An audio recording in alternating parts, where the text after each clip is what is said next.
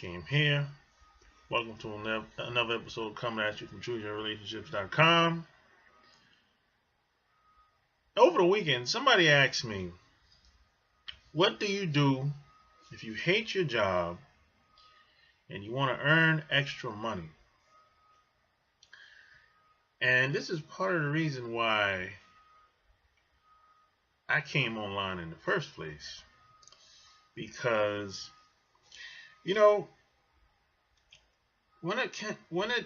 at the age of 19, when I observed just being in certain job environments, I just knew if this is how it was for most people in the job environment, I wasn't going to make it to 62, 65, or retirement age, whatever. I told my mother this because I worked with my uncle when I was 16 and 17 and 18 during the summer months when I was in high school. And I just could see all the politics and the double standards and it's just a lot of stuff I didn't, on a conscious level, I just didn't like it. I didn't even understand exactly what was going on, but it's something within me that just told me that something just not right about what's going on up in here. So I went back home. I think I was around this time, a couple years went by, 3 or 4 years went by, and I was about to go to college. And I told my mom, I said, if this is how the workforce is, I don't think I'm going to make it to the retirement age. And she started laughing, because I was always the type of kid that observed and asked a lot of questions. So I knew, regardless of what I did, even when I was in the military, I said, I'm gonna have to make a transition when I get out of here. I have to have a plan, a backup plan, because I just knew the corporate job and the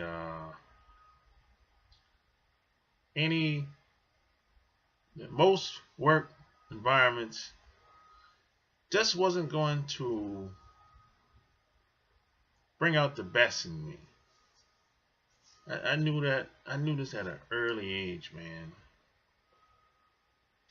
So the thing that you have to ask yourself, this is what I did, is how much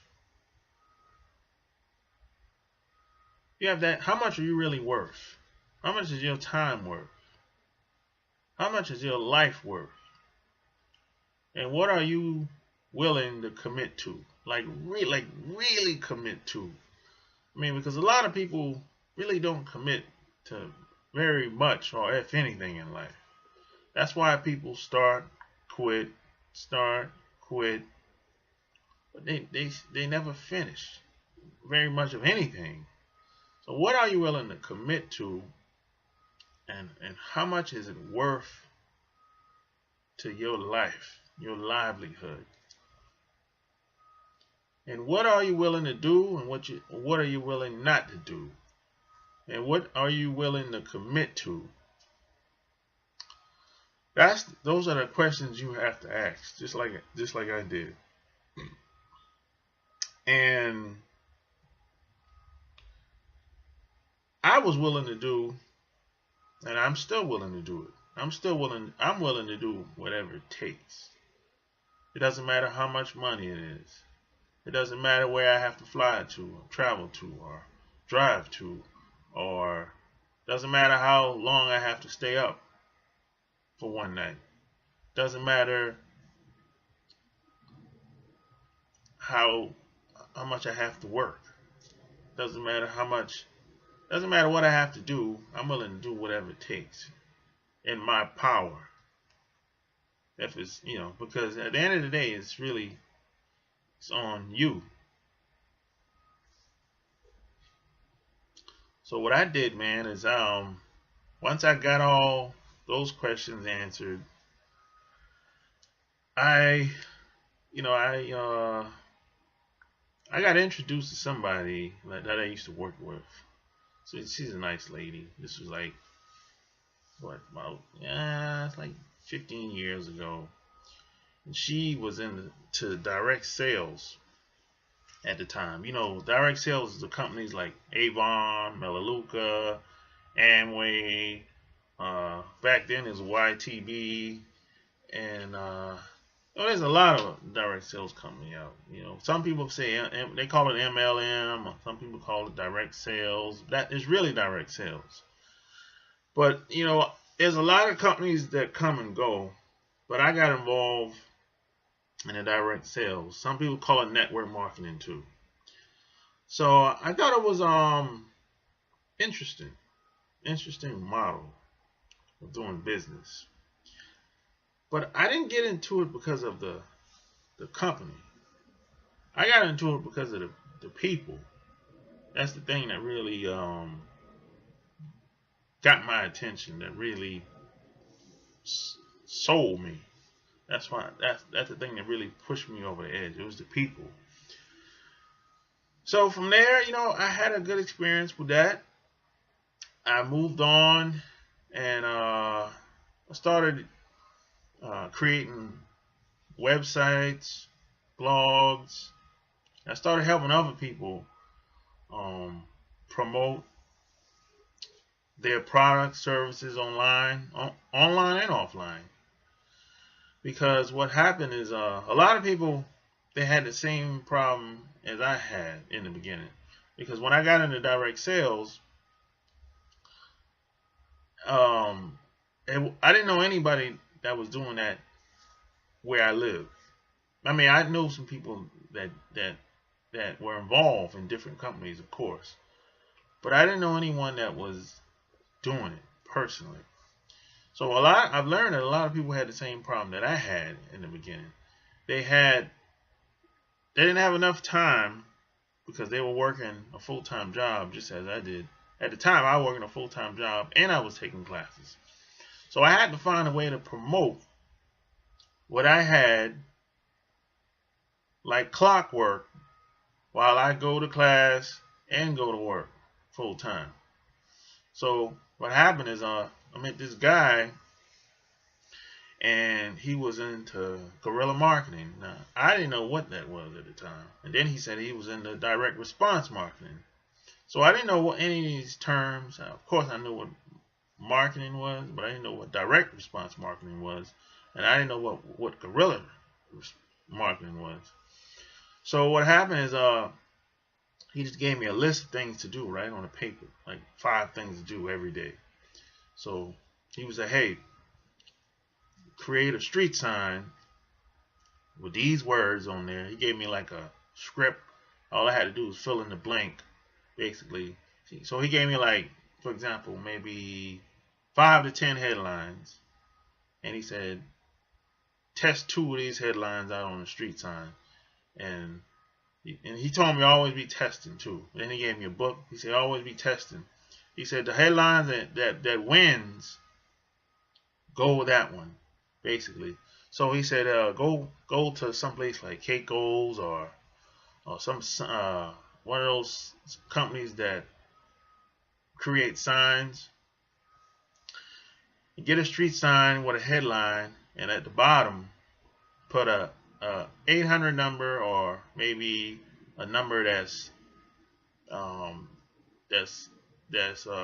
people can call in and leave a message with their address and phone number, and you can follow up with them with a newsletter. So I did that, and then after that, he said, you, you got to always follow up with people. He said, your job is not to convince people to do anything. So I started following up with people with newsletters, postcards, 800 numbers, and then I got deeper into direct response marketing, and I started um, using videos online. I started using websites online.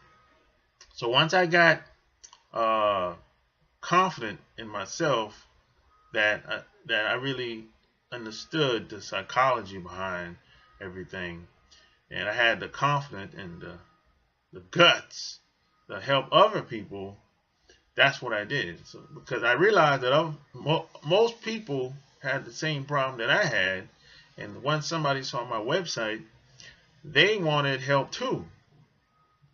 So that's pretty much where that took off from.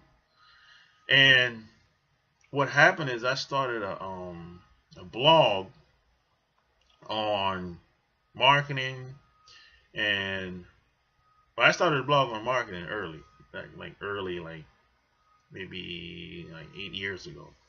But I started another blog on relationships, because what I started doing, I started talking about my experiences as far as traveling, relationships, and making money, right? So what happened is people started seeing my blog, and I was seeing my videos where I probably was in Japan at the time, or Mexico at the time, or Hawaii, or what? I think I was at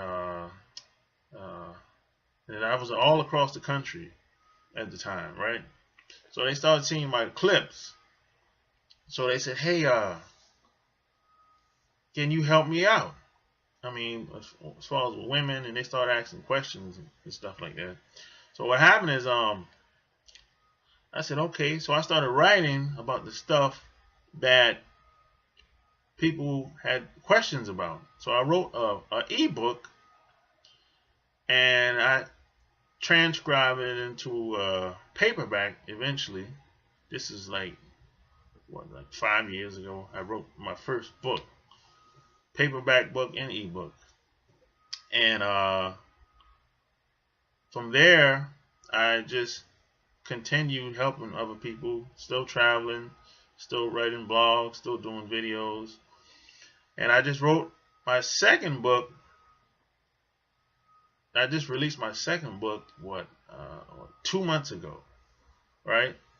So that's pretty much what I did. Is the thing is you have to uh, find out or figure out what are your strengths. What would you do even if you didn't get paid for it? What are your hobbies? And everyone has something about them that's unique. You might think that is common. You might think that you might be naive, just like I was. I used to think that some things that I do, especially when it comes to website building and stuff like that, and just like socializing with people, I used to think that I used to be kind of naive. I used to think that, hey, everybody can do this. But no, that's not the case. Most people are not friendly, number one, and most people aren't technical. Most people aren't computer literate. But I was kind of naive, or just really wasn't thinking. I thought that a lot of people know how to do this stuff, which a lot of people do know how to do it. But a lot of people that I know don't know how to do it. They're not computer literate. So you just gotta find something that people would be willing to pay for, and you don't necessarily have to convince them, because if you have to convince people to pay for whatever you got, you've already lost. Now, what you really want to do is show that whatever you have, your product, services, has, you want to show that whatever you have is something of value. But you don't want to be trying to convince somebody to do anything. That ain't never gonna work. So if you're trying to convince somebody to do anything, you've already lost. You just want to be able to present what you have in a constructive manner within the least amount of time, something of value, something that they would want, something that solves a problem as quickly as possible.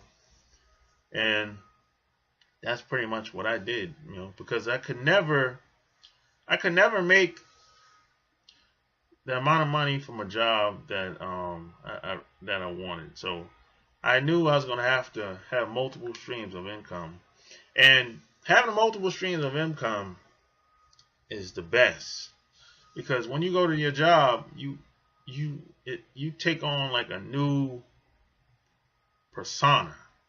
You don't sweat the BS. You don't really the stuff that goes on at your job. If you have more than one income, it doesn't really bother you as much as it would if you had one income. And plus, if you have one income, that's the most dangerous place to be, in my opinion, because if you lose your job and you don't have any savings, even if you do have savings, how long can you stay afloat without finding your next job? That's the thing. So you have to have more than one stream of income. You have to have investments. You have to be able to take care of yourself, regardless of outside circumstances. So the best investment you can make is within yourself. And it took me a long time to really. It took me about probably over 15, 20 years to really get that, man. So I made a lot of mistakes, a lot of trial and error, a lot of ups and downs before I really got to a point. I said, I gotta do something about this shit. This is just too much, But it shouldn't be like that. But I think it's human nature. We don't really do anything drastic until something happens that's tragic, and then we say, oh, okay, then we sick and tired of being sick and tired, and then that's when we do something about our situation. That's when we really take control of our livelihood.